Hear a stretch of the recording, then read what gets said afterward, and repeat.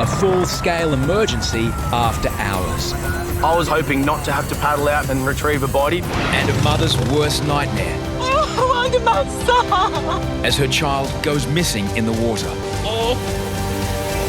Remember, if you do go in the water, you'll be swimming at your own risk. Some days you don't want to leave because it's still dangerous and there's still a lot of swimmers, and you know, it's hard to tell people to stop enjoying themselves. As the day's shift finally ends, lifeguards can now head home. It was about 7:10 when we finally got out and locked up the tower and straight home, and looking forward to having dinner with the kids and the wife and some friends.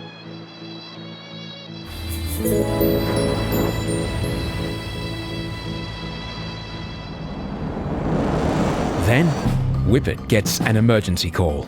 So I got home at 20 to 8, my phone rings. It's a fellow lifeguard with news. There's someone missing down at Bondi. You know, the helicopter's on the way, the cops are on their way. Living close to the beach, I thought it was just my duty to kind of come back down and check what was going on. Having been here all day and sitting on the rips and knowing where the water was moving, I knew I'd be an asset to the cops or the ambos.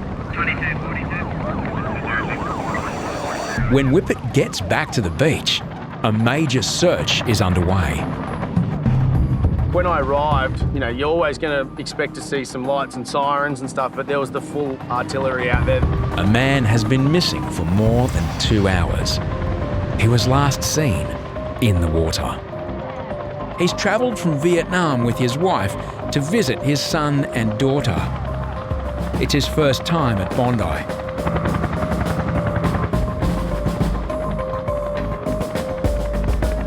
Whippet's assessment is grim. After looking at his clothes on the ground, no one's going to leave the beach without their stuff intentionally, and they're sitting right in front of the worst rip.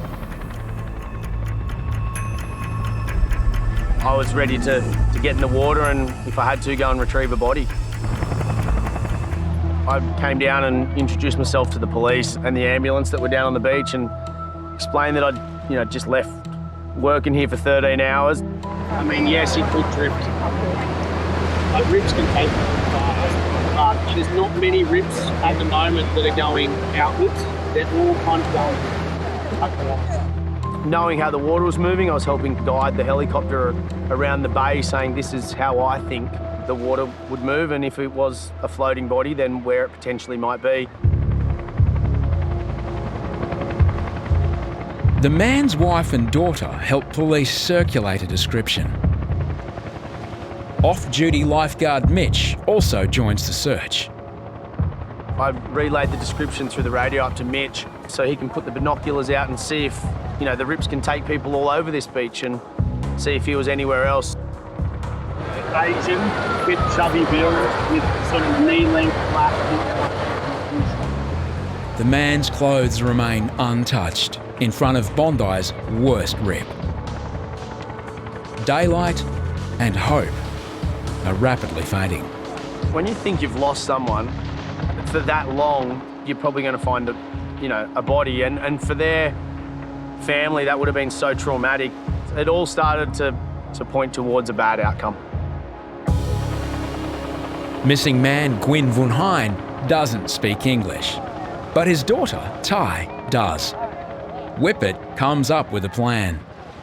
I said, go up and use our PA system and try and speak to him in Vietnamese.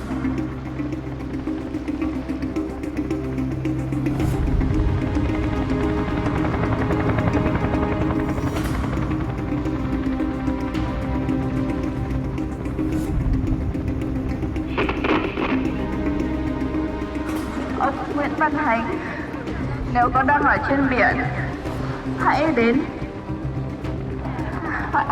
bờ và đến gần tòa nhà Lifeguards.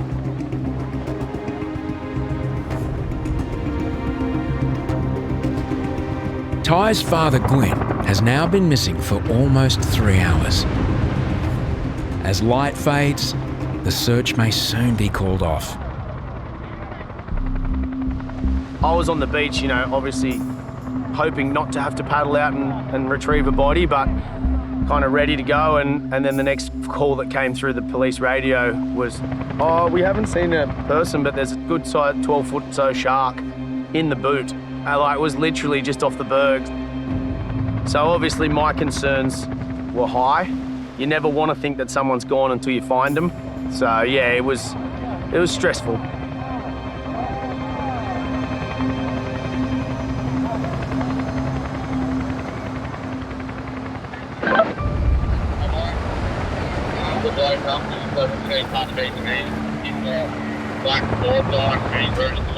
Mitch radioed me and said, mate, someone's come to the tower. And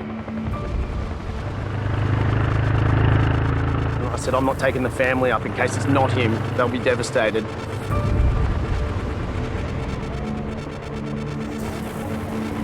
You've got to be very careful with the family not to give them hope that isn't warranted.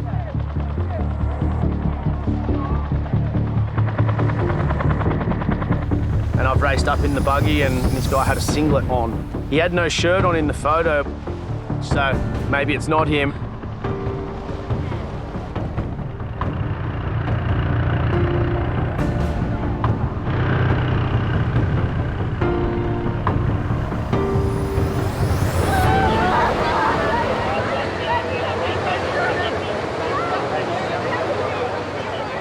We've got him, it's going to be all good.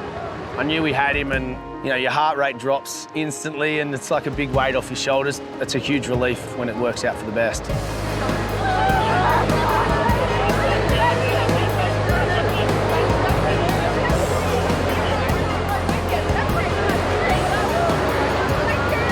My mother was like, yes, it's him, it's him.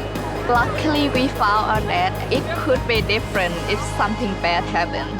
She was so happy to see him. He was like, where have you been? And he didn't expect the helicopters was looking for him. Like, the immediate reaction of the family is just pure relief and joy, I guess, and happiness that he's been found. But it also quickly kind of turns to like, where have you been? My mother was like fighting him. We were waiting here for 3 hours. Where the hell are you going? Ty's mum was, she was letting him have it. Yeah, I think Ty's dad's in the bad books for a little while. I just feel, thank God, thank God, like, we finally can see him again. Yeah, very good result.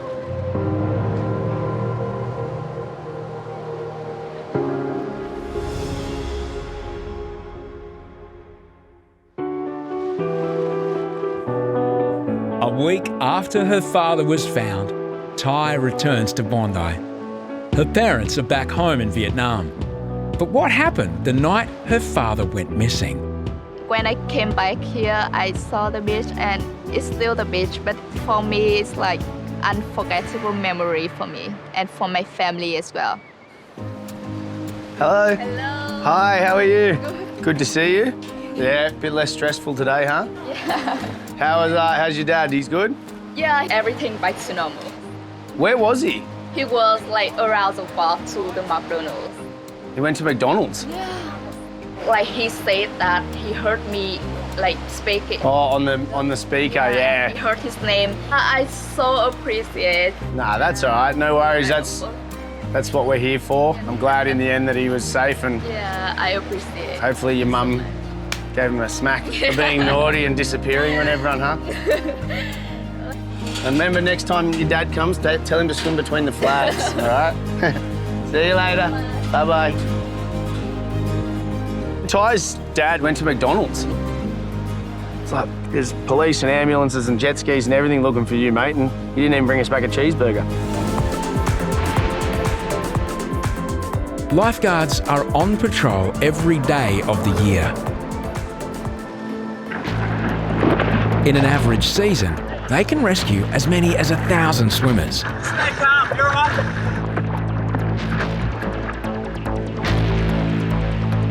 Head up the beach, please, and out of this area. But rescues don't stick to a schedule. Hope you all had a great day. Lifeguards are packing up. We'll be going home soon. Time to go home, isn't it? See you, eh? We're about to go home. I turn around, I scan the beach, and we see 2 guys in trouble. A rescue after pack-up presents major problems. I go downstairs and the shed's locked. Then I'm like, haven't got time to unlock the shed. Got to run. I basically decided to run straight for him. I could see him the whole way, and this guy was in the middle of the beach and he was in so much trouble. He's pretty much fully drowning by the time I get to the shoreline, and he's most probably still a good 75 metres away. So that means I have to run under the sandbank, and then I basically jump in the water and swim out. But there's a second swimmer in trouble. Chapo must make a tough decision. And then I swim past one guy who was screaming at me. I'm not put in that position very often. When some young kid's screaming at you to save his life, you've got to back yourself to say, the other guy's actually going under and drowning, so I'd make that decision.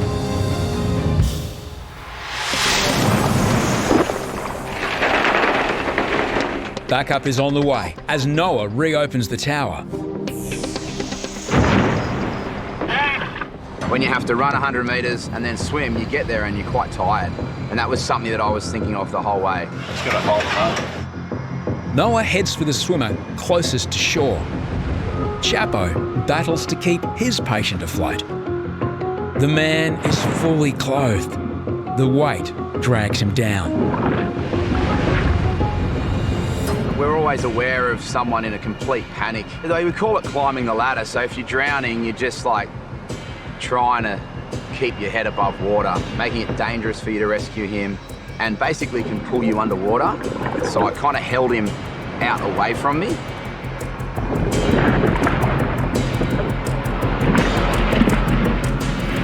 Noah pulls his patient onto the board. Chapo has to swim his patient in. Once he was calmed down, I was able to kind of turn him and me lay on my back with him in front of me, and we found the sandbank and I just brought him in. Have a day. Swimming in a rip, fully clothed, after hours, these men are lucky to be alive. No, just the waves got really, they got bigger, they got higher and they got strong and just pulled me all the way back.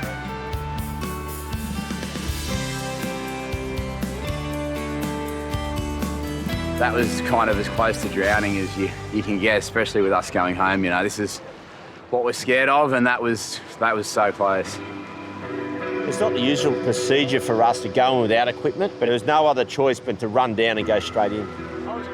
Chapo was a hero on that afternoon and saved that person's life. Yeah, guys, lifeguards are heading home. Go home, come back tomorrow, please. Throughout the year, like, we do a lot of rescues, and you know, they're not always that close. So when you do one like that, it does, you know, it kind of, it doesn't rattle you. It's just like, wow, that was just proper. An hour before dawn, a frigid wind. Still hours before lifeguards begin their patrol at Bondi. But 2,500 people are already on the sand. Somewhere among them is Baggis. I just think that life's all about experiences and memories. It's something I've never done before. It was so outside anything I'd done, so I just knew if I do this, I will never forget it. Thank you for coming. The man on the megaphone is world-renowned photographer Spencer Tuning. I think I gotta wait a little for the sun to come up a little bit more. I kind of want to get down there when it's a little bit warmer. What he's about to ask the crowd to do will create history. It was cold. This sun better come up and this wind better drop, because right now this is not going to be pretty. I know it's a little bit windy, but on the count of three, let's drop down and make some artwork. 1, 2, 3.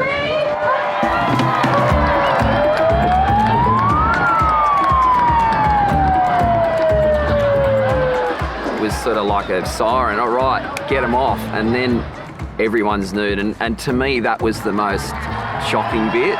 1 minute you're clothed and then everyone's nude. Tunic, famously, takes photos of naked people in iconic places around the world. This is his latest artwork. I had seen Spencer's work before. I knew his name. I'd seen them in all over the place, Iceland and New York and the Opera House.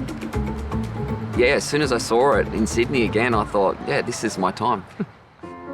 For the first time, the local council is allowing full nudity on Bondi Beach for 2 hours only.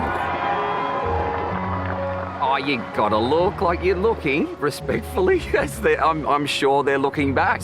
I just couldn't believe the different shapes and sizes I saw that day, and it was really inspiring, really, because no one gave a shit.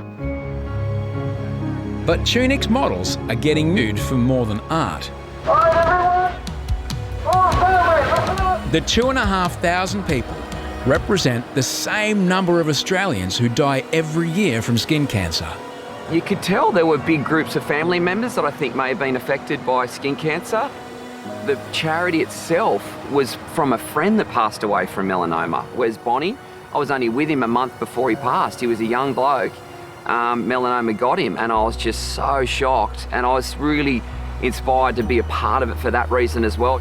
All right, look out for the sea, look out for the sea. That's good. We were basically facing out to the ocean as the sun was rising. You had to be really still. We did also a laying down one on our side, which was quite awkward. When the sun was out of the clouds and we were just all facing the sun, and it was really awesome.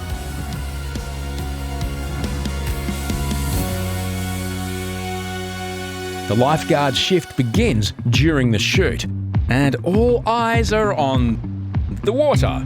Oh yeah, there's a few up there, That's so funny. Lots of nude people. Lots of nude people. Baggers was hoping to keep a low profile. I didn't tell anyone, no one knew. I didn't want to actually get nude next to my friends. The shower's enough at the end of the shift.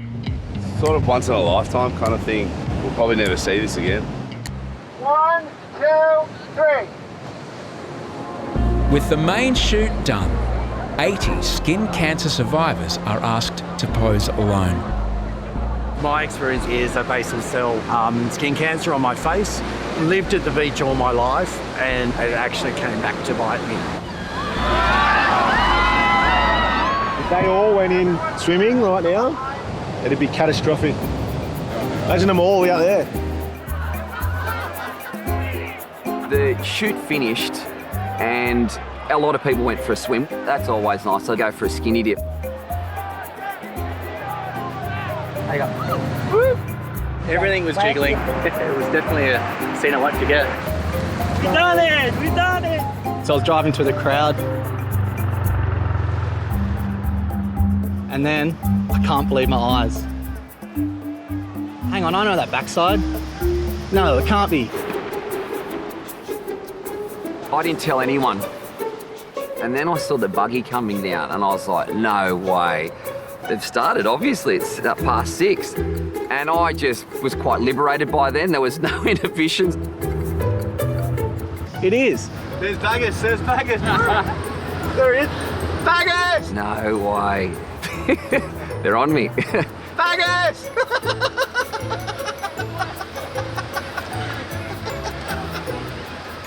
Oh, good. We found him. Oh, we hear Baggers is up there in the nude at the moment. Here he comes. How was it? Yeah, it was good. Yeah? It's exciting. What time to get here? At the start, gear off is just like, wow. And then it's kind of like, whatever. Yeah, it's just, you're just on. I like the idea of the artwork, but when they said Bondi Beach, I was like, oh God. I was hoping it was some obscure harbour beach. And yeah, but I didn't really see anyone I knew. So that was good. Something different, that's for sure. Got a shower. I just love that Baggers was in that. I know. There had to be It one doesn't of surprise us. me, but hey, I was like, oh yeah. It is for a good cause. I definitely take my hat off to Baggers for doing it. He's actually got some balls. Oh, God.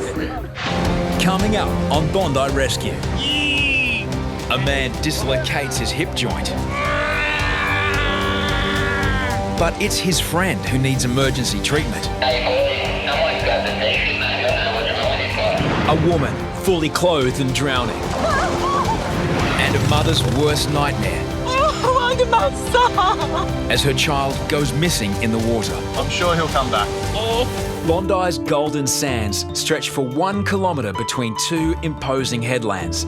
For tourists, losing your bearings is an all too common experience. Maxi and I were down at South, just patrolling. All of a sudden we were approached by a man from China, and you could tell he was just very distressed. 1 hour ago, we just go to there. Oh, we put everything here and settle down. And he went to the beach first. For a swim? Yeah, the first swim. So I can't see him. So we were able to establish that his son was 17 years of age. He was last seen going for a swim. And did he come back? No, never. The last time you saw him, he was going for a swim. Yeah, I didn't know. I don't know if he may swim or not. Did he say he was going for a swim? Yeah, I swim.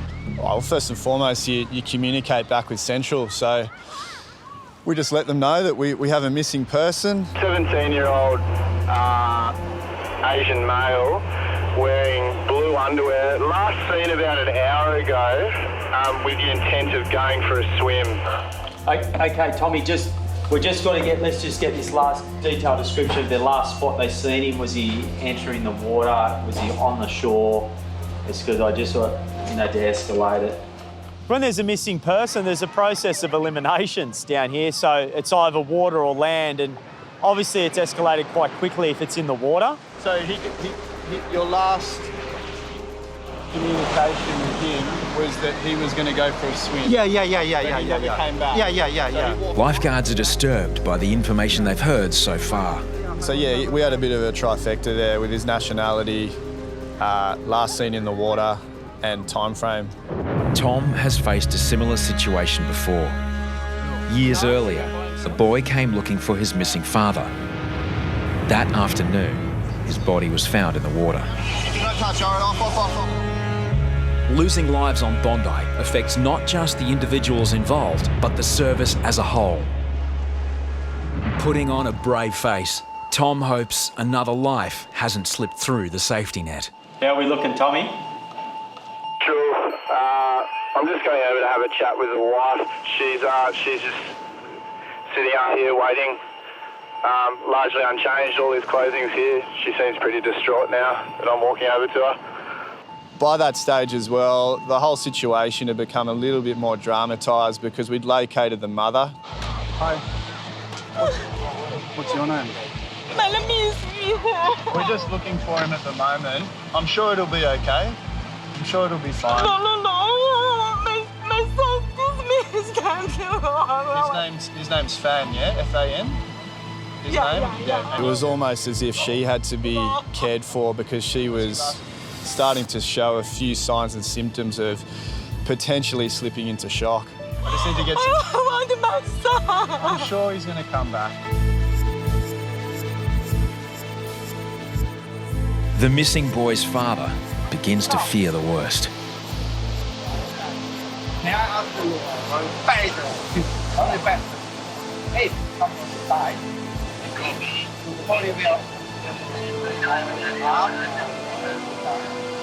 I'm sure he'll come back. That's the centre, mate. I might take old mate for a rove along the shore, just a tower and back. And just while you got that vehicle turned around, just do a megaphone announcement down the beach to just to see, maybe get the dad to do it, so then you notice his voice. Yeah.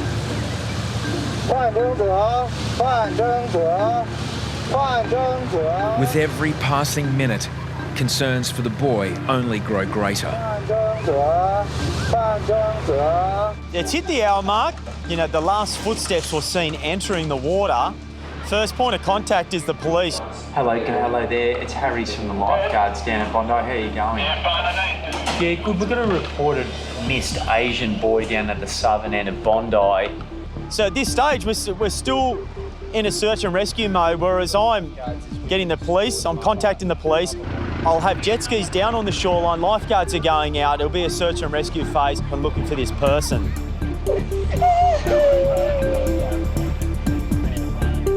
Lifeguards scan the water for any sign of the boy. They're not the most dangerous conditions we've ever had, but they're certainly not the safest. As the search time approaches 90 minutes, lifeguards scour the middle of the beach, 500 metres from where the boy went missing. Then, finally, a breakthrough.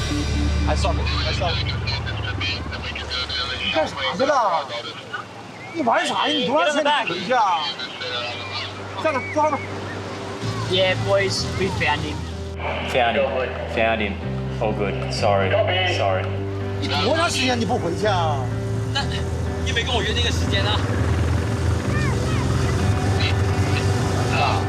Harries shares his relief. Thanks, guys. We found him. We found him. He's with your husband. Thanks, guys. My son come back. Yeah, he come back. He's okay.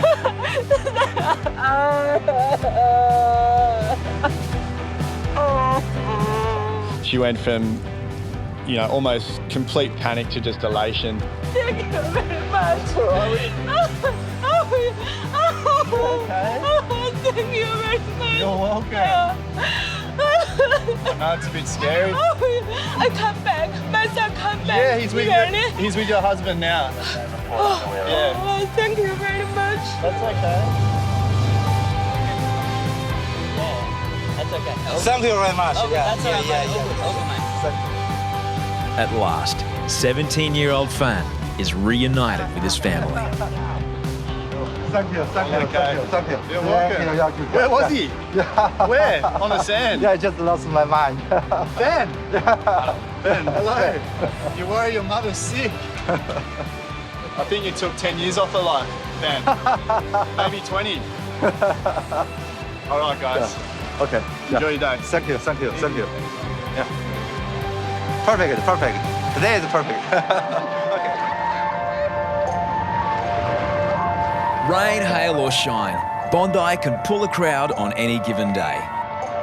Tourists come to tick Bondi off their to-do list, regardless of the weather. Lifeguards must stay vigilant. I've noticed these two heads at third ramp, that's just to the right of the tower, and they're going down pretty quick, so I knew I needed to get there as quick as I could. Just metres from shore, a couple have been overpowered by a surging rip, pulling them out to sea.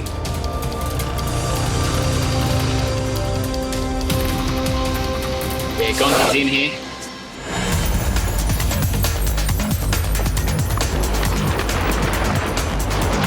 I jumped on the board and I had to pretty much give it everything I had. Just had to punch through the waves, couldn't try to sit up and get over them. I knew that I had to get there as fast as I could. When I was getting to it, her head was completely underwater.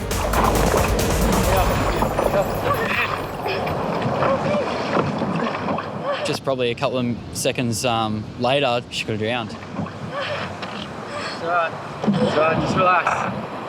Just take deep breaths. There you go, slow deep breaths. That's it. Alright, okay? Savesh and his wife, Varuna, are on holiday from India. We're nearly there. Just hold on the board, okay? They were pretty close to shore, so I just told them to hold onto the side and, paddle straight in and get them back to shore. So keep on, keep coming this way. Guys, keep coming this way. When I got them back to shore, they're kind of still in that little wave zone, and I was just yelling out to them, come in, and, they couldn't come as quick as I wanted them to because, they're just exhausted. The rip, a narrow corridor of water just a few metres wide, is almost invisible to the naked eye. So do you guys know where the safe area is for swimming? No idea? Okay, well the red and yellow flags, so just down there, that's actually the safe area for swimming. The majority of the people we get down at Bondi are tourists, and they don't really have that much, surf awareness. We were swimming on the other side of the shore, but then there was too much crowd and too much weeds, I would say, plants, some coming at, and we getting some plants in our feet. So we saw the spot which was kind of vacant, so we came here.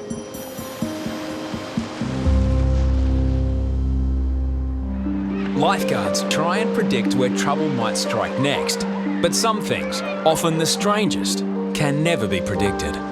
Myself and Harrison were stationed down in the Rhino at South Corner, and a member of the public walks over to us quite calm and says, "I think my friend's broken his hip."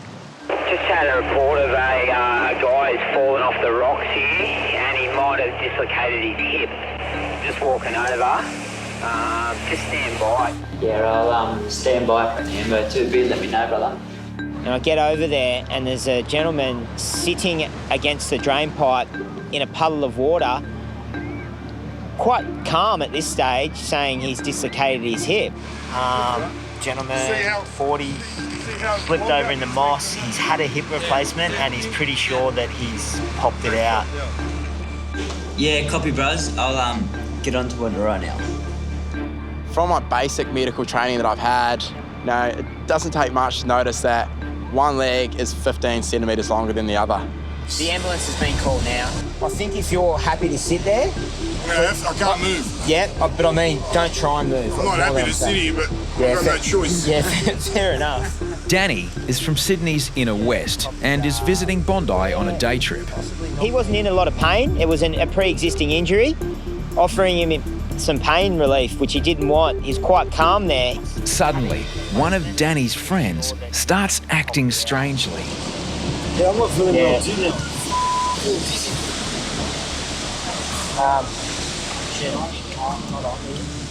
feel like I'm about to faint. Really? Maybe I'm just, really I'll tell you what, why don't you just sit up in the shade, just lie down and put your feet above your head sort of thing. Lift your knees up. Just lie down, you'll be right. I look up and his best mate starts having a fit right in front of me. But the thing is, they're not going to move you. His eyes were going to the back of his head. He had scissor fingers going, and then he just looked like he stopped breathing. Boys? Then he just looked like he stopped breathing. Can we get the deep end? I need some help down here. Harrison rubs the man's sternum with his knuckle, a technique which usually gets an immediate response.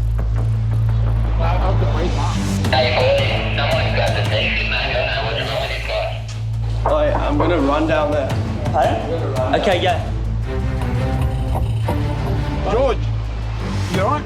You all right? Huh? You all right? You all right? No, relax. Just don't move. Just chill. Mate, he's just come completely out of it. He's just woken up out of it. Oh? Hey, Pow, do us a favour. Lie on your back with your head lower than your legs. Get off the grass and on the concrete for me. Don't stand up. Just help him down. Put your legs up on here. Just lift his feet up. Put him on oxy. It was a very hot day, so I don't know if he was dehydrated and had too much sun, but I couldn't tell you what happened, I have no idea. Yeah, mate. Hey, defib isn't needed at the moment. He just had a little fit. He's woken up. Put him on O2 therapy. Harrison administers oxygen and searches for clues, but the man and his friends reveal little. Hey, buddy, do you have any medical conditions? Nothing? Are you his mate? Yeah. Has this happened before? No, not in all the time that I've known. That's going to rest on your head. Yeah. He was just saying he was a bit dizzy before. Yeah, mate, that fit there was pretty strange. Haven't seen that before. Hey, what was I doing? Mate, you just went. Yeah, your hands going all over the joint. Doing a washing machine. Yeah. Mate, both of my mates are gone. When you get three fully aged men down the southern end of the beach in the corner, you don't know what they're up to. You've got one with a dislocated hip, one passing out, and one just high on life, so I'm not going to say anything else. Oh, well, this one here, he's had a hip. Danny's had a reconstructed hip, and he slipped off the step here and popped it out. But it's happened before. George, I don't know, he just went dizzy and fainted. I don't know, I was just having a smoke and I just started feeling really dizzy, really lightheaded. Never happened to me before. I don't drink, I don't take drugs, nothing. I didn't know what was happening. It was just a very strange situation. That was weird, man. One second you were like talking to me and then you just went and you're gone. So weird. While George recovers from his mystery seizure, lifeguards focus back on Danny and his dislocated hip. I think it was only maybe after a bit of adrenaline wore off that he started getting a bit of pain, and that's where he's had the green whistle before previous injuries, and I think he wanted it pretty quick. Danny is given analgesic gas to soothe the pain until paramedics arrive.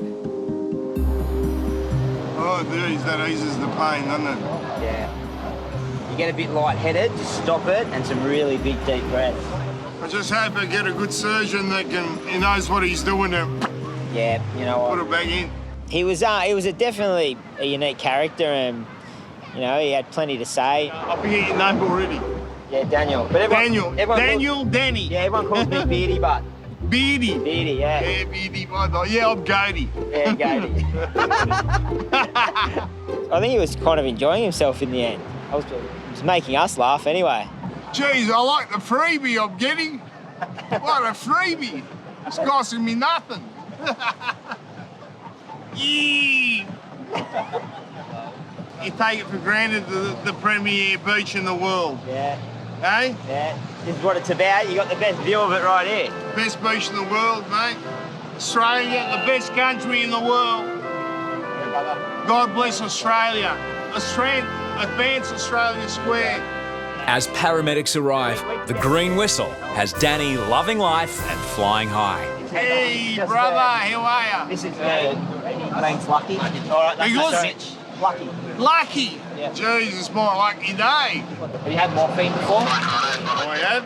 Danny will need more than luck. Moving him to the ambulance will cause enormous pain. I've got faith in you, Lucky. Paramedics administer morphine.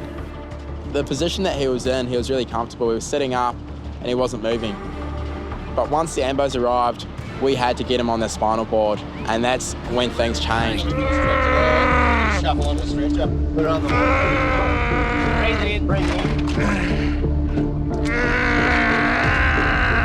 The ambos have already administered their morphine, and he was still screaming after getting that, and he needed more. He was in a lot of discomfort.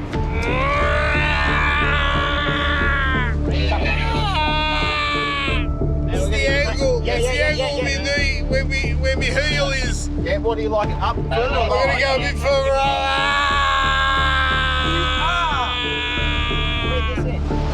Keep breathing, bro. Mind don't matter. I don't mind because you don't matter. He's a big guy, and we needed all hands on deck, you know, to get him out of there and get him in the back of the ambo. Has everyone got a good grip? Yeah, grip. Yeah. On 3. 1, 2, 3. It's a bumpy ride over rocks and sand before Danny reaches the ambulance. You guys right up there? Yeah, you guys are right. Keep breathing. You know, he's a bit of a knock-around character, and yeah, I really hope it all turns out well for him and they get that hip in. Thanks, boys. Danny was transported to hospital for emergency surgery, and his hip was put back in place. Max, where's my wallet? I'm getting it for you, relax. How long does it take to get my wallet? Tonight on Bondi Rescue, You all right, a major emergency as a man stops breathing in the tower. Get the ambos straight away, get the ambos. Lost and intoxicated, a swimmer sparks a full-scale search. If he is in the water and it's been an hour, I mean... And the man with a dislocated shoulder who ignores Deano's advice. No matter what I say, just slowly move it upwards. Oh, no, down, down. An Irish couple report their friend Paul went swimming and hasn't been seen for over an hour. He'd been drinking heavily. Well, he was in the water and he was diving under the waves himself, like. Was he? Yeah. I tried to stop him going in the water. He's only like where these are, just waist deep. Yeah, and Waist depth, he's diving under. Hell with him, yeah, he's going under the water there. How far away are you living? You wouldn't have walked back there? No, Redfern. And his car is here. His car's here as well? I drove his car out. His car's put up. You've still got his keys, obviously, for the car. So there's no way you can get the car and go anywhere. And I've asked everybody we know around Bondi, so no one sees him. So she rents an hour now, you reckon? Yeah, it's well over. It's over now. Hoppo has grave concerns. Alcohol and surf are a lethal mix. The Reidy was diving on the shallow part on the sandbank, but he's fairly intoxicated. Copy that, mate. Despite this, Hoppo can't abandon his post. He suggests James and Andrea continue looking on the beach. Maybe try that. I mean, if we can't find him, we have to call the police in, we have to bring the helicopter in to search the water. All right, thank you. With Tom performing multiple rescues on the backup jet ski, resources are already stretched. There are still thousands on the beach. I've called the police to notify them there could be a possibility of someone missing. They seem to just leave it to us if we want to step up the search. But at present, there's a lot going on down here. He could be asleep on the beach or something like that. Hopefully that's the case, and we'll make a decision when his friends come back. For Bondi Central Hop, I've notified the Bondi police. Yeah, copy. If he was in the water, I mean, you're only going to be able to see it from an aerial shot. It's too much white water. Another hour passes.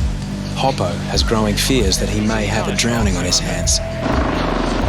The Westpac rescue chopper joins in. We've had no visual of anyone going under or anything. We're just trying to search for the person now, so if you know anything about it. Last seen swimming in the south end, approximately in front of the skateboard ramp. An intoxicated swimmer missing for 2 hours has sparked a full-scale search. Bondi Central Hop, have you had any more word back on that guy who's missing? Yeah, ATV to Bondi Central. Box. The ones that were looking for him were last seen leaving the beach, so they may even have found him, just haven't come back to follow up. Yeah, okay, copy that. Then, the mystery of Paul, the missing Irishman, is solved. He's just been found. He'd been asleep back at his car in South Bondi. Hello. I kept walking up and down. I couldn't find him, so I said, right, first thing my father told me when I was a kid was, if you can't find your friends, you go back to where you came from. So I went back to the car. Common knowledge will tell you that. I waited, and I fell asleep and woke up, and I just said, right, Grant, they'll come along at some stage. But I didn't think there'd be such a panic, and I apologise over that, and I'm very sorry. To the services, to the lifeguards, anybody who was on the beach looking for me, I apologise, and I'm very, very sorry. I didn't mean to cause any havoc. Paul wants to offer lifeguards more sober apologies. I didn't realise how serious it was, you know, and I do apologise. Amazing, Ted. To think that there was so many people looking for me, and there was helicopters and everything looking for me. Is the most of anyone looking for you? Yeah. I'd rather you weren't, but I'm very usually the cops.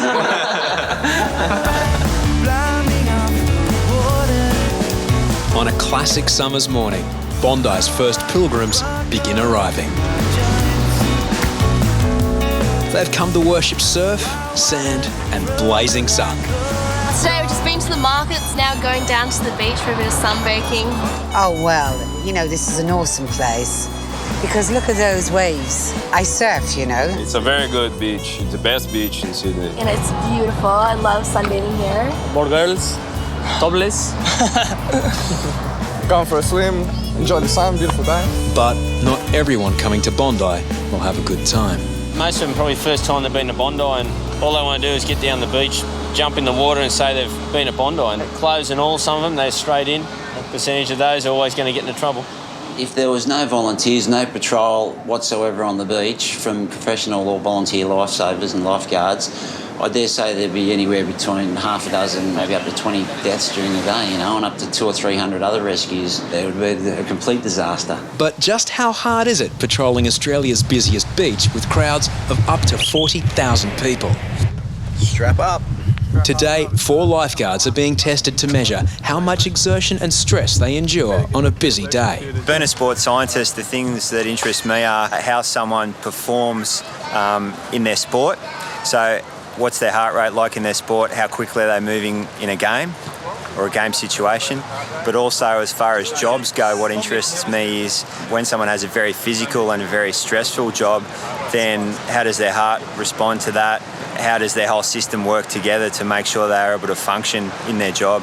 The resting heart rate for Deano, Tom, Chappo and Kobe is around 60 beats a minute. Below average, but common in elite athletes. How much will these rates go up in the middle of a major rescue? There's two factors with lifeguarding. One is that they've got the constant stress of making sure the beach is safe and the water's safe. So that'll have an effect on their heart rate, as well as what they do physically when they do rescues or move up and down the beach. That'll have an effect on heart rate as well. Any high stress situations, I expect the heart rates to be really high, like maxing out. If somebody's going to call for a defib or an oxy, usually your heart just goes bang and you're on. The boys will also wear GPS devices to track how far each lifeguard travels on a busy day. It's going to be interesting. This afternoon we'll have results of, who was working, who got stressed, who, travelled a long distance on the beach and whose heart rate got elevated. By late morning, the pilgrims are arriving in force.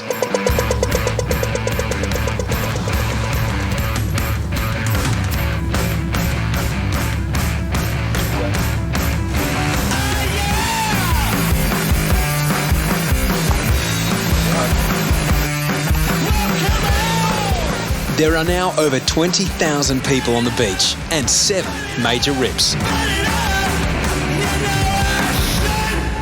The record for the most rescues in a single day is 235. With the crowd size and dangerous conditions, today the boys could go close. When they're back up against the wall, we're back up against the wall. Chappo is stationed at Backpackers Rip. Tom is perched at Middle South in the birdcage. Kobe's patrolling the south corner, while Deano is assigned the jet ski. It's not long before Kobe kicks things off with the first rescue of the day. As he races to a woman being dragged out in a rip, his heart rate increases dramatically. From a resting rate of 60, it's tripled to 180. At the very start, you sort of, I don't know if you tense up a little bit, you sort of probably hold your breath a little bit. But my heart's pumping now, that's for sure. Kobe's rest is short-lived. He must back up Deano, who's rescuing his first patient on the jet ski.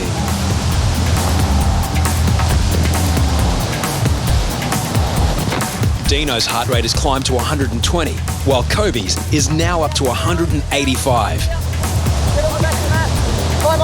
Soon after, Tom gets off the mark at Middle South. Come back. From a resting pulse of 60, his heart is now pounding at 192 beats a minute. Meanwhile, things in the south corner are far more pressing. Yeah, south corner they're going to go. So? Definitely go. Yeah, central ATV, yeah, definitely get out there, guys. We got 3 heads. One's basically given up, he's just going with it, floating out with a rip. Deano rescues 2 swimmers, but can't reach a third woman in serious trouble. His heart rate has jumped from 120 to 165 and climbing. Ben and Kobe head out to help. They got to him now, I think. The stress of being caught in the impact zone adds to the exertion. They look tired, that's for sure. It's the 10th rescue of the morning. I just done another rescue like up in the middle. I just pinned it from Backpackers all out in the middle. Just got back to my spot where I was sitting. Backpackers, and I've had to pin it straight back down here. It's probably the hardest I've moved all season, I'd say, for sure. Definitely got the heart pumping. By 2 p.m, every lifeguard on the beach is flat out patrolling the 7 rips.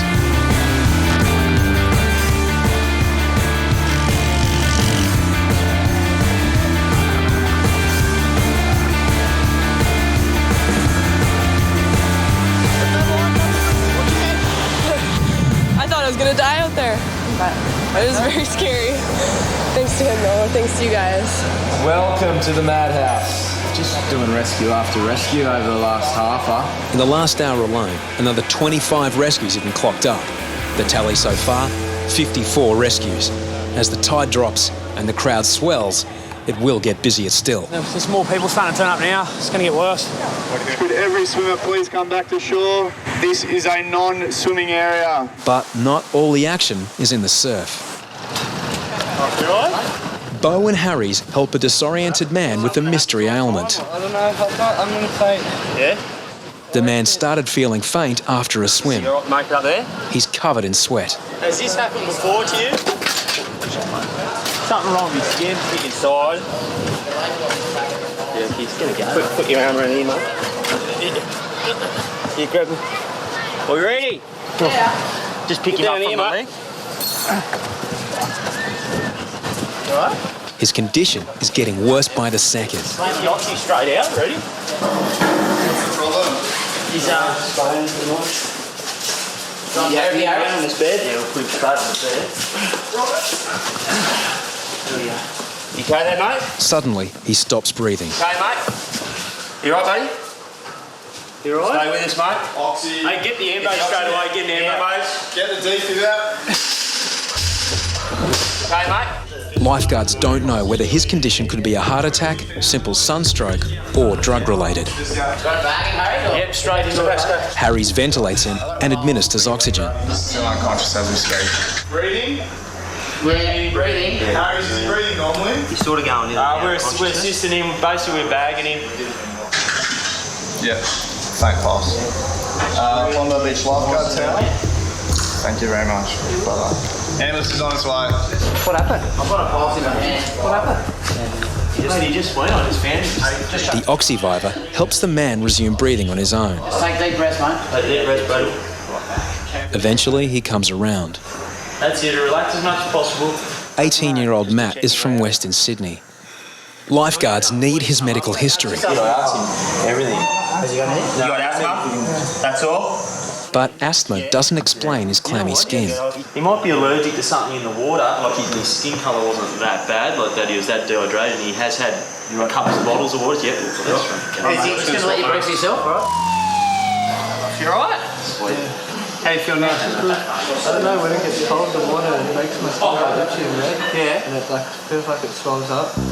With this new information, Deano thinks he may have a diagnosis. The girl I met has anaphylaxis to coldness, and you have difficulty breathing. Deano guesses Matt may suffer a rare condition that makes him allergic to the cold. Oh my God, it was the quickest I've seen someone go. He just was just breathing, then he just went gone out. And his eyes were just crystallised like marbles. It was that quick. When he came in, he was purple. I just can't believe how quick he just was gone. Matt's girlfriend knew he went to the tower. Now she's seen the ambulance. Well, what happened? Did you faint? Yeah, he fainted before. Serious? I thought he was joking. Oh my gosh, I'm scared now. You didn't... Out of the way for me. I don't know, he just said he was going to faint, and I didn't believe him, so he went to the lifeguards. All right, a few bumps on the way in. Later, doctors confirmed Matt suffers a rare allergic reaction to cold water that causes hives. Matt's swim had sent him into anaphylactic shock.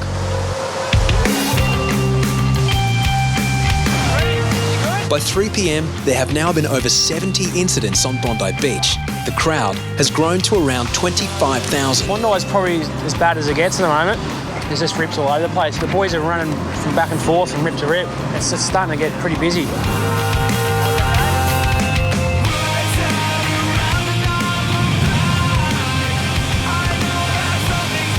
Yeah, I was sitting on a pretty dangerous rip. It's obviously just turned. Yes. So there's red and yellow flag? Yes. That's where you need to swim, where everybody else is swimming. Okay. So you swam right in front of this sign. Yeah. Kobe and Ben head out for 2 men caught in a rip at Southend.